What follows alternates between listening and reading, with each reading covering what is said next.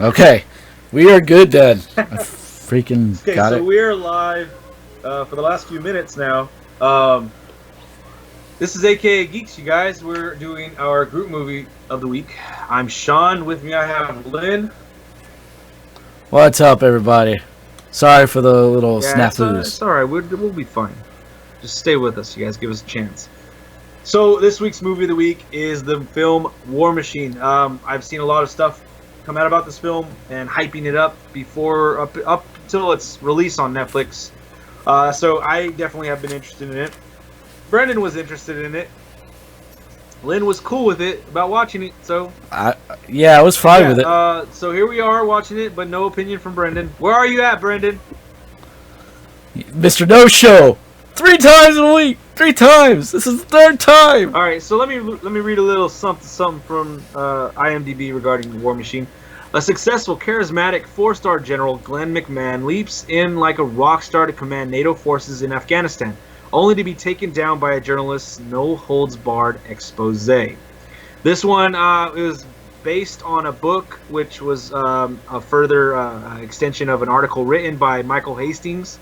The screenplay was done by a David McCod and directed by him as well. Lynn, what did you like about the film? It was all right. All right, that's what you liked about it. Honestly, I didn't know what to make of the movie. Okay.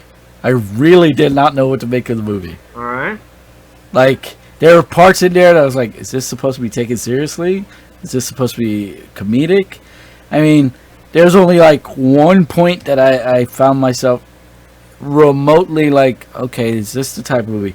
But then things would change up on me. Was this supposed to be serious?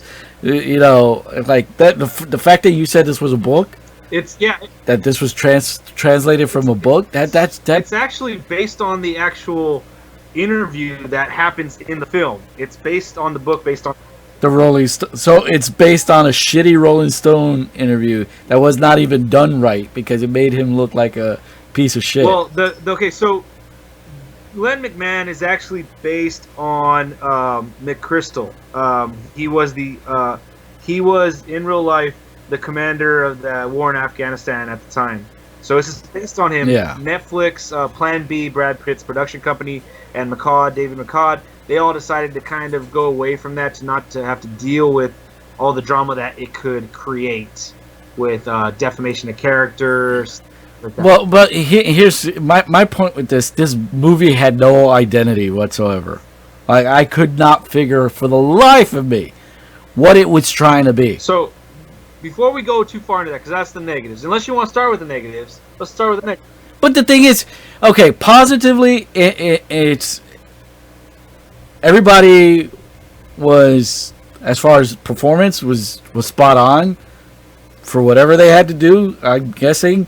One of my favorite characters didn't even have a lot of lines in it, and that was his wife. Meg Tilly, okay. Yeah, I loved her, but because and I'll get into why, because the scene, like, really, like, being former military, that's pretty much all I can say. Everybody, and the Palestinian guy, no, the Afghani guy that he brought in to work with him, Body, he's another character I like. Everybody else, I'm not saying much on the positive side until we get to the negatives. So, positive. I feel like this is something that needs to be put out there based on something that happened with this whole counter-terrorism, yada, yada, yada thing that they were doing. That nobody, I remember this, that nobody understood what the hell they were talking about back then. So it's good to see it get out there. I like that. The movie, the quality of the film, the production value was amazing. It was a $60 million Netflix film. So he definitely put some money into it, $60 million. Not a huge budget by any means, but that is a big movie for a movie like this, which when I first started watching it in the first couple minutes, I was like, okay, I think this is satire. But as I read on IMDb, this movie is described as, first and foremost, it's comedy, then drama, then war. So You see that's right there. Stop right there, because this is exactly where I was going with it.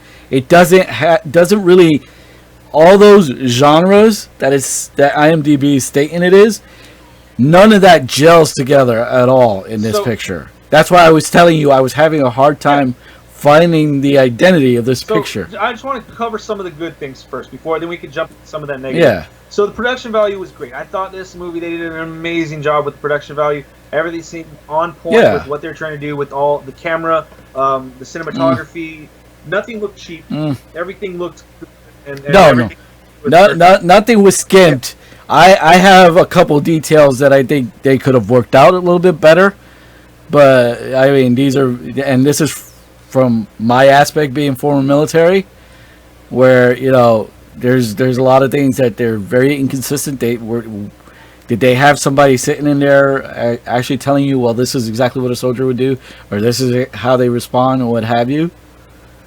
Because I saw none of that. There are a couple scenes in there that I'm like, why would that happen? Again, that's probably because it is a satire. And so... But even with it being satire, based on reality, the military has a code of conduct. How you do what you do when you do it.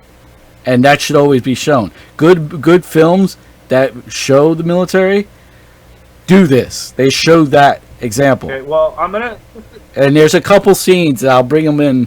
Well, I'll mention them later. I just slightly disagree with you in the sense that it's in this point of this satire is they're trying to show him and his team and how off the rails they are. So, and that's fine, but when I get to the point that I'm referring to, you'll see why I'm saying this. It has nothing to do with how they act as far as their character personas. This is not what I'm referring to. So let's positives though, being the satire that it is, I felt that all the characters in here, the ones that were playing characters, as Brad Pitt was playing a character, he stayed in that character the whole movie.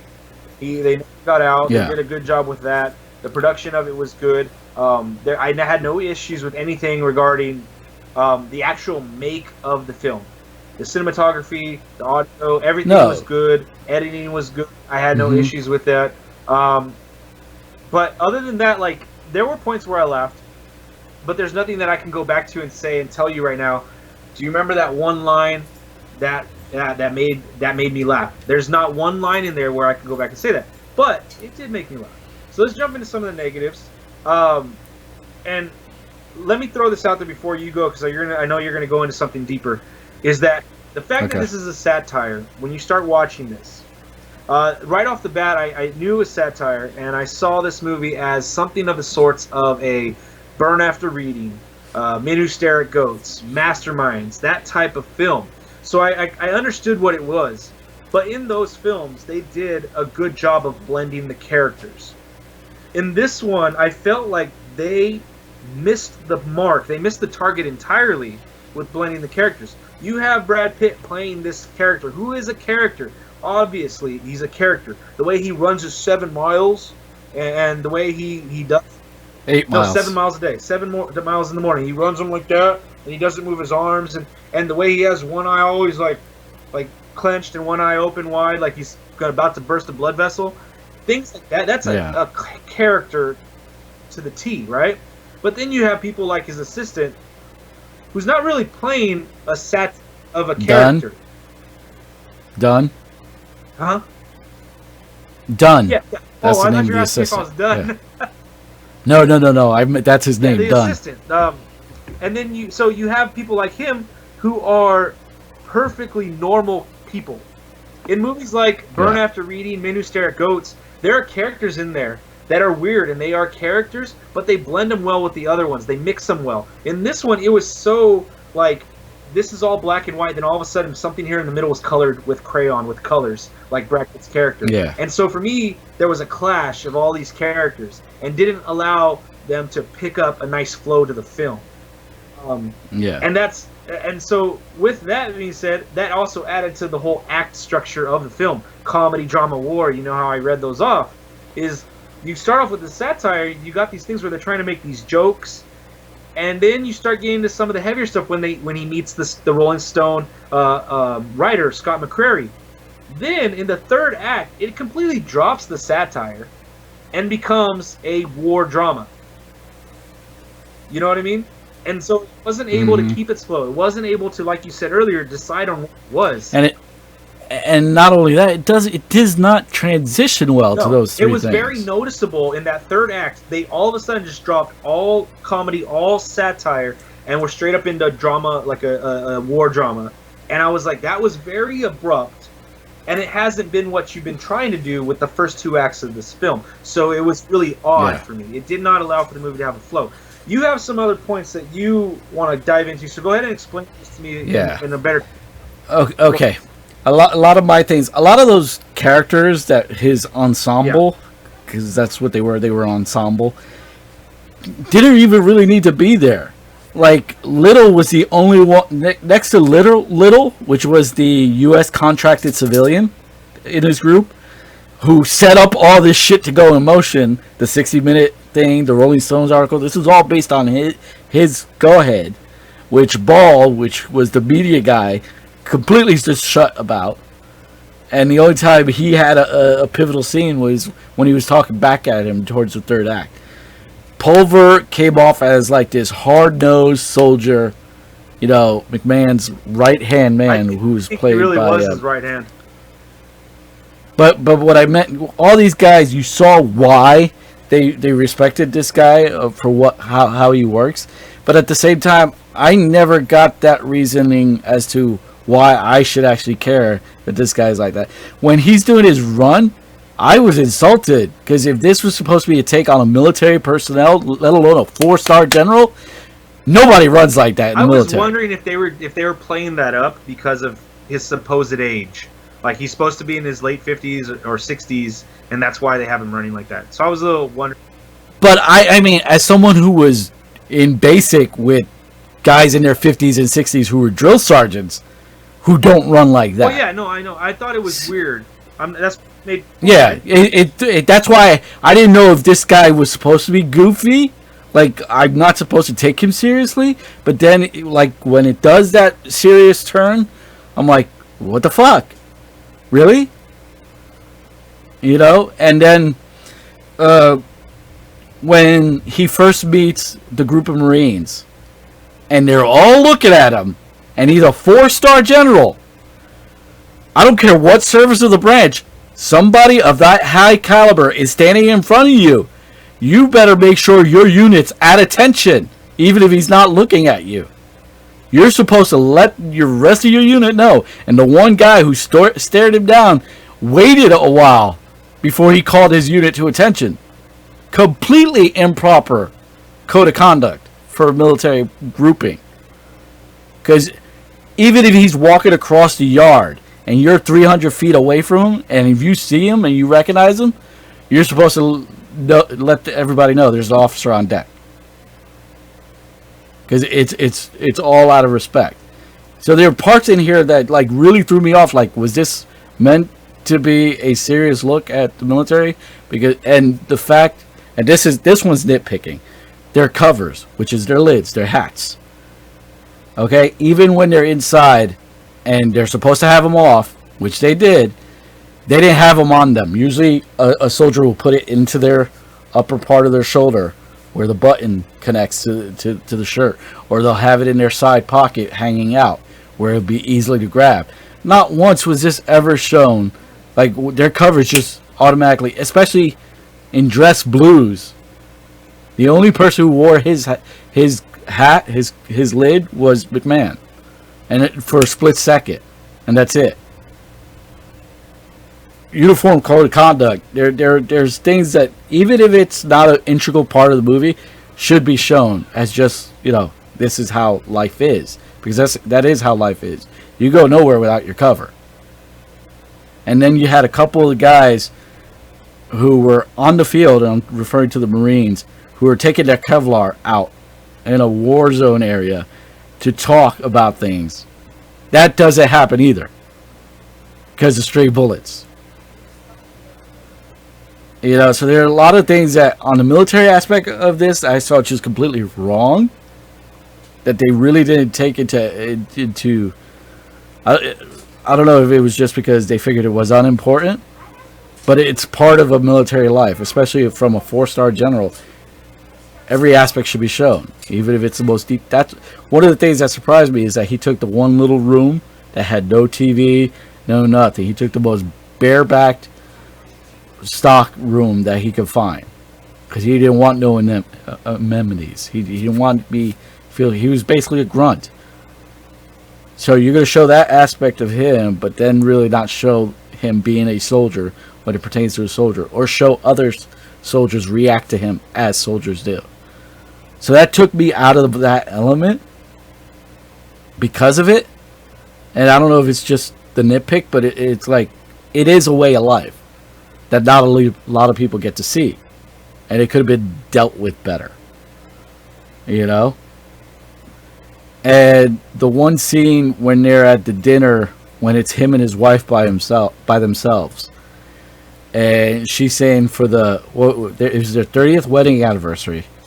And out of the 30 years they've been together, they've allotted a total of... No, she was saying out of the last 8 years. The last 8 years, it was like they had like 3 days or something like that. Out of the last 8 years, each year they've spent less than 30 days with each other each year. Yeah, and then she's meaning that to get some approval from him and say, hey, yeah, okay. And she's like, she was saying, hey, I've been with you through all of this. Yeah, and I loved her because of that, because that's an aspect that you never see I'm either. pretty sure that's Jennifer Tilly's sister.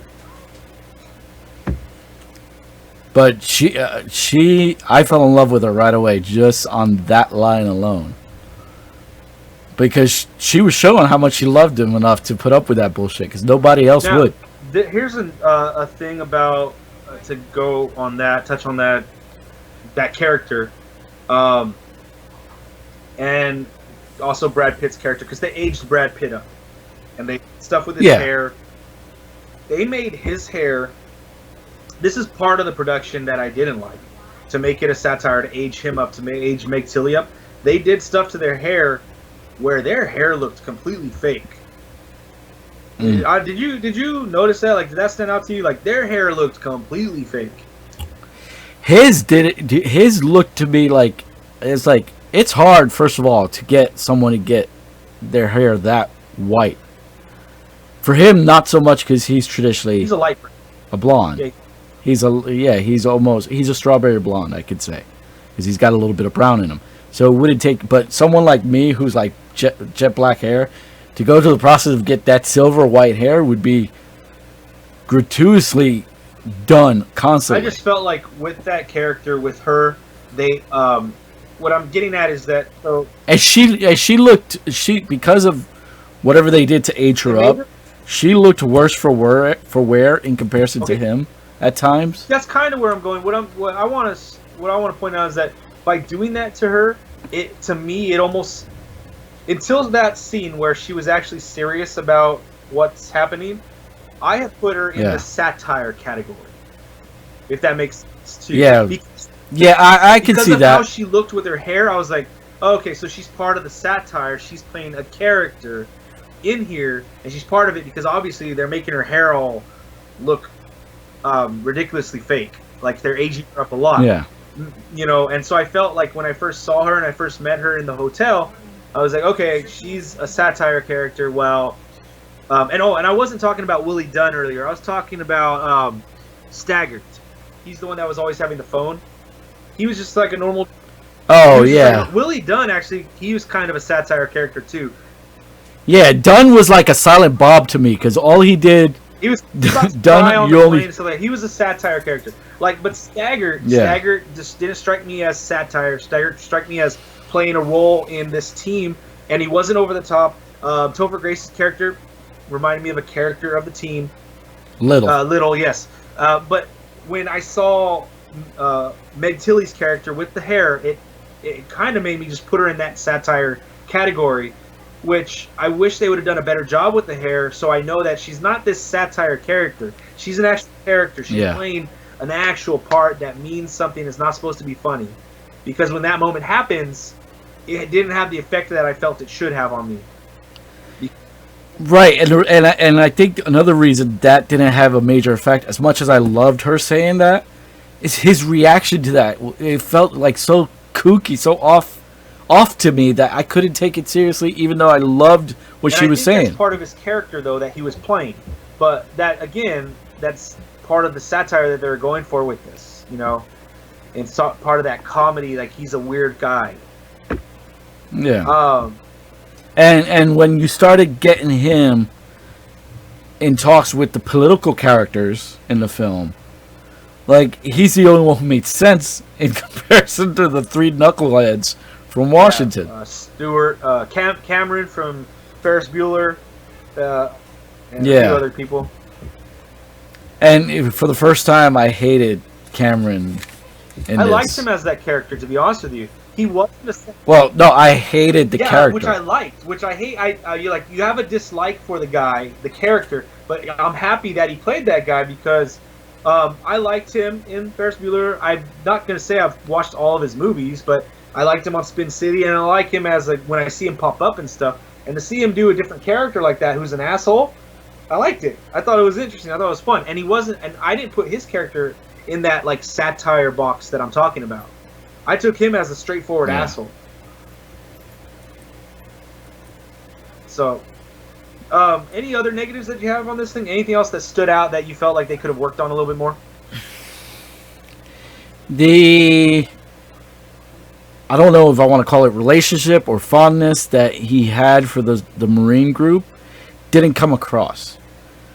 Like, he was stating in one line, he's stating that these kids need him, but at the same time, he's quick to put them in an area where obviously they don't want to be because they know it's shit and it's not worth it. And I was waiting, and the black kid, I forgot the character's name, who basically blew up the roof of the one building. Yeah.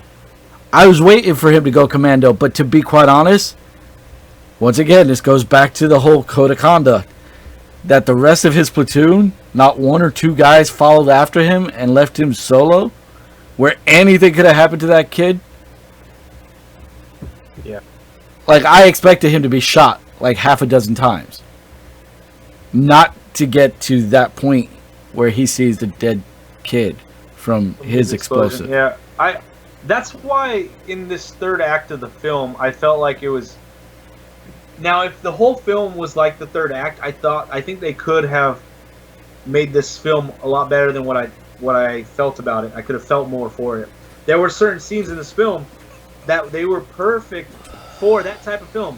When you saw Tilda Swinton, which I didn't realize at first was Tilda Swinton, when she was the reporter that was speaking up to him when he was doing the speech. Yeah. All the stuff that she said, it totally meant something, and it was meaningful. And how that kid was feeling about what he was doing and not understanding, all right, compassionate withdrawal or whatever they called it. And things like that. Like, that kid's out there fighting for his life, and he has to worry about getting a medal for not shooting his gun, which he's trained to shoot his gun. He's going through all these emotions, and they did a good job. He did a good job of showing it, I felt, the actor. Yeah, he did. But those moments didn't fit with the film. Two acts. But and not only that, if you're going to do that type in those scenes, you need to go with what would actually be the response, the typical response, not only from a Marine, but a typical soldier in general of what would react. Like, one, he's obeying his commanding officer, which was the young sergeant kid, the white kid. You know? Two, nobody followed him up, which that would be a definitely no. Letting this kid run loose in a city that they're just trying to keep calm to get rid of one or two, enemies. Yeah. But there's so many things that I saw militarily wrong in this. I can't believe that if they had an advisor, who the hell was it? Because they actually didn't give him any good advice. Well, so, I mean, to continue on with that kind of route of these moments not fitting in the film, they switched. I feel like they should have tried to put some of the heavier stuff as well in the beginning, so we can understand that, yeah, this is satire, but there is meaningful content in here. Yeah, they should have definitely bookend stuff like instead that. of just putting it all on the back end in the third act, which is what they did. The first two acts were about war, but not showing the bad stuff of war, and they were about comedy and satire, and about him figuring out how to win this war. You know, they didn't do a good job with that. So I think that's a big shot against the director who also did the screenplay, David McCod. So Nichabod, Crane, whatever.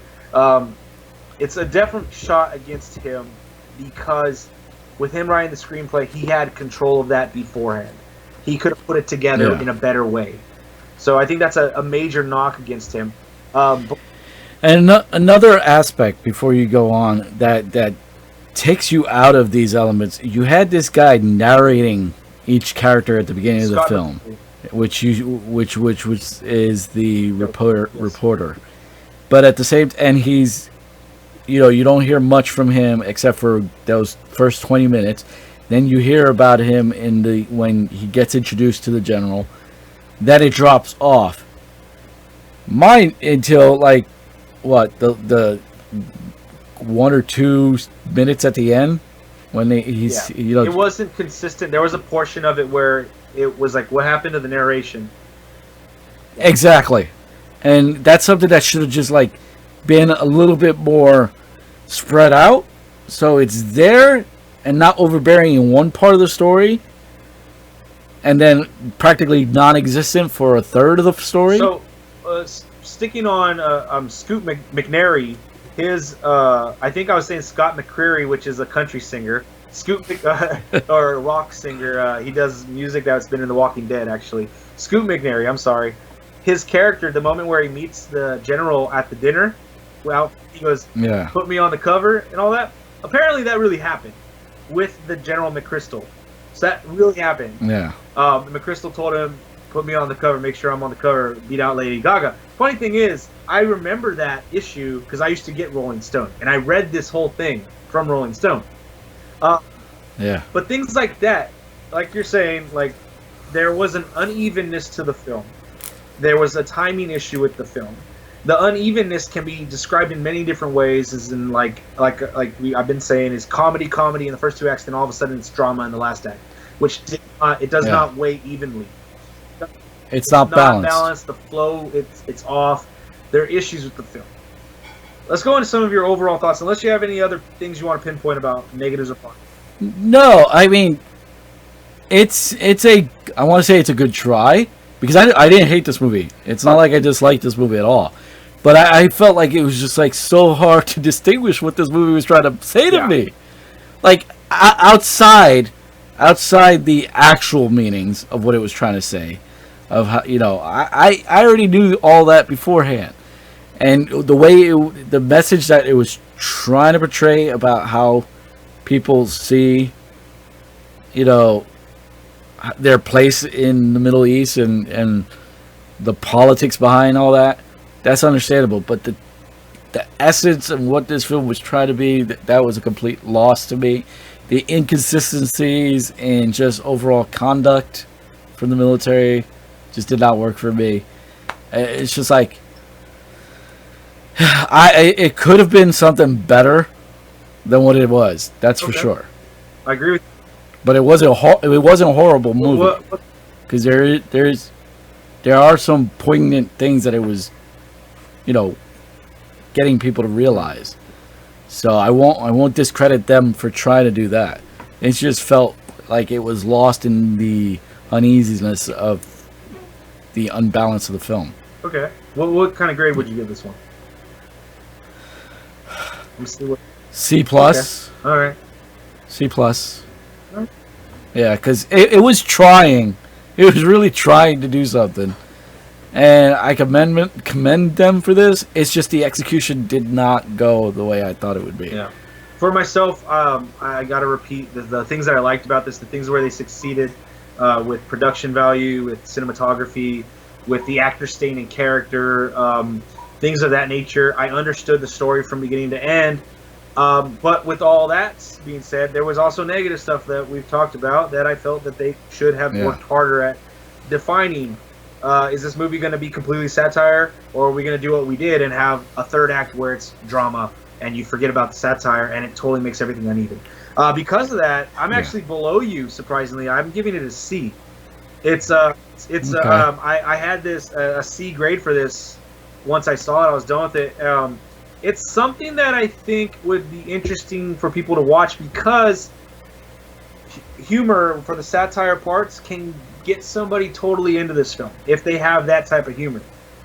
I tend to think, like I said, I understand the first half, and like I said, I think the only real laugh I had was at the dinner table at the banquet where Body was not there, and what General McMahon says to the one scoop or whatever the hell his name was, Tom Howard.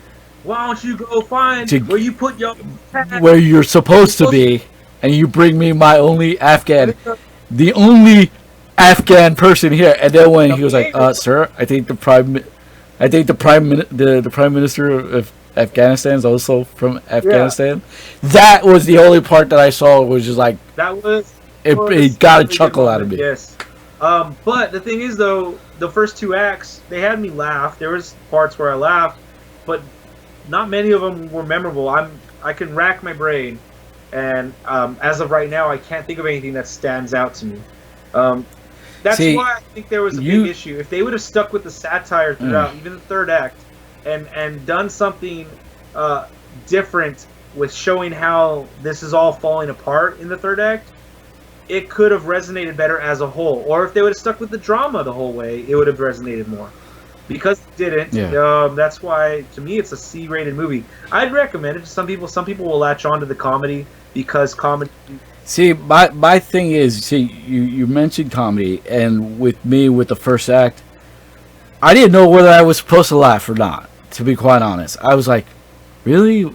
Is this meant to be funny? Like, once I started questioning myself out, like I said, I could not... I refused to laugh at anything, even if I thought it was funny. Until that scene at the banquet. That scene was the only scene that had me say, yeah, I gotta laugh to that. Because I was freaking hysterical. At the beginning, I asked myself, what is this? And just like you asked. Because that's how I was. That's how I was throughout the whole thing, though. That's my point. About 10 minutes, whatever, I was like, okay, it's satire. That's what it is. It's satire. I was like, this movie is going to be like Men Who Stare at Goats, Burn After Reading, Masterminds. It's going to be that type of film. Let's see if it can pull it off. That's what I was like, okay, I get what you're trying to do right now. But then by the end of the movie, there was things that, Yeah, because I even wrote, like, halfway through, I was like, what's the movie's identity? What was it trying to be? And just because I had problems figuring out whether it was supposed to be funny in this scene, was I supposed to be, like, even with deadpan humor, I could pick up on it. But with this, I was like, I don't know. I'll just hold off. You know, and that shouldn't be what I need to do in a movie. I'll say this. Brad Pitt's production company, Plan 5, I think this would probably be their lowest rated or lowest critical acclaimed film, because they've done other movies like 12 Years a Slave, you know? I think they're still going to get work, Brad Pitt and them. I want to see Netflix continue to try to put out stuff like this. Don't give up, because this one is a 6.1 on IMDb or 56 on Metascore. Don't give up because of this. I want to see them continue to try to put out good stuff, good movies. I don't want to see just Adam Sandler films on Netflix. Oh, well, we're not going to just get that. Even though I have no problem with Adam Sandler films myself, because at least you know they're fucking funny, and they're meant to be. Not all of them, but yeah. So I want to see Netflix continue with this. I want to see them continue to try. I appreciate the effort, the quality, the make of the model was good, but but overall it had major issues. Any last words, Lynn? I hope the next one's better. War Machine 2 coming soon. No, not a sequel to this. Please, God, no. Film. And And yeah, the next Netflix original. I hope it's better. And more serious tone would be nice. Yes, not everything has to be a fucking comedy or a stand-up show or anything like that. Take the chance. Don't give up. I'm sure Netflix is not going to give up. I'm not worried about that. They're going to pump out whatever they can. But yeah.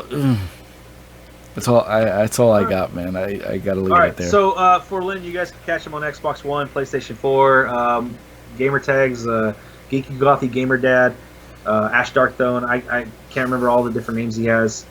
Try Lynn with capital L. Just the one is fine.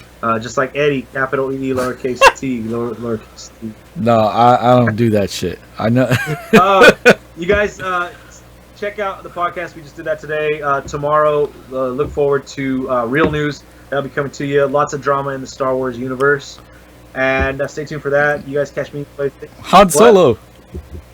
The Han Solo stuff? Yeah. I can't wait to hear what you have to say on it. I covered it. I'll say that. I'm not going to get into it right now, but I covered it.